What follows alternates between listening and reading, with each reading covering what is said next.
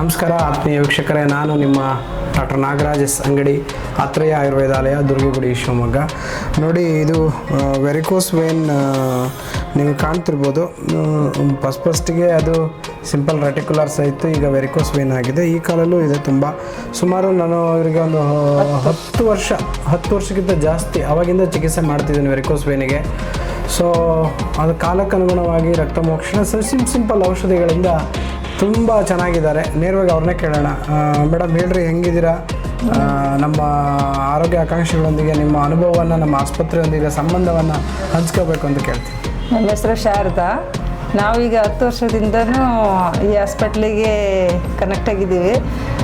ರಕ್ತಮೋಕ್ಷಣ ಮತ್ತು ಮಾತ್ರೆಗಳು ಅಷ್ಟೇ ಕೊಡೋದು.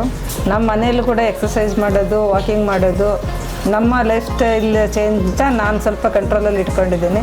ಆದಷ್ಟು ನೋವೇನು ಬರ್ತಾ ಇಲ್ಲ, ಆದರೂ ಒಂದು ಸ್ವಲ್ಪ ರಕ್ತಮೋಕ್ಷಣ ಮಾಡಿಸ್ಕೊಂಡ್ರೆ ಕಾಲು ರಿಲೀಫ್ ಆಗುತ್ತೆ ಅಂತೇಳಿ ವರ್ಷಕ್ಕೊಂದ್ಸಲನಾದರೂ ರಕ್ತಮೋಕ್ಷಣ ಮಾಡಿಸ್ಕೊಳ್ತೀನಿ. ಅದು ಮಾಡಿಸ್ಕೊಳ್ಳೋದ್ರಿಂದ ಚೆನ್ನಾಗಿ ಅನ್ನಿಸ್ತದೆ ನಿಮಗೆ? ನನಗೆ ಅನ್ನಿಸ್ತಾ ಇದೆ, ಫ್ರೀ ಅನಿಸುತ್ತೆ, ಆರಾಮಾಗಿದೆ.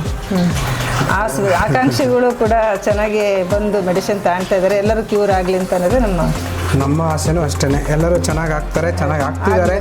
ಇನ್ನೂ ಹೆಚ್ಚಿನ ಒಂದು ಸೇವೆಯನ್ನು ಜನರಿಗೆ ಕೊಡೋಕ್ಕೆ ನಾವು ಪ್ರಯತ್ನ ಮಾಡಿ. ಈ ಕಾಯಿಲೆ ಎಷ್ಟು ಹೆಚ್ಚಿತೋ ಅಷ್ಟೇ ಮೆಡಿಸಿನ್ಗಳು ಇದಾಗ್ತಾ ಇದೆ. ತುಂಬ ಜನಕ್ಕೆ ಈಗ ಗಂಡಸರು ಅನ್ನಂಗಿಲ್ಲ, ಹೆಂಗಸರು ಅನ್ನಂಗಿಲ್ಲ, ಎಲ್ಲರಿಗೂ ತುಂಬ ಜಾಸ್ತಿ ಆಗಿದೆ. ಕೇವಲ 5% ಇತ್ತು ಈ ಸಮಸ್ಯೆ, ಇವತ್ತು 35% ಆಗಿರೋದು ತುಂಬ ವಿಷಾದ. ಆಹಾರ ಪದ್ಧತಿಯಿಂದ, ಆಹಾರ ಪದ್ಧತಿ ಜೊತೆಗೆ ವಿಹಾರ ಪದ್ಧತಿ, ವಿಚಾರ ಪದ್ಧತಿ, 3 ಬೇಸಿಕ್: ಆಹಾರ, ವಿಹಾರ, ವಿಚಾರ.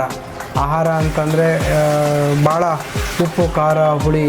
ತದನಂತರ ಇವತ್ತು ತಿಂತಕ್ಕಂಥ pizza, burger, gobi manchuri, panipuri, noodles, Lay's, Kurkure, ice cream, bonda, bajji, ಹುಳಿ ಮೊಸರು, ಹುಳಿ ಮಜ್ಜಿಗೆ, ಬಾಳೆಹಣ್ಣು, chapati is a very dangerous food.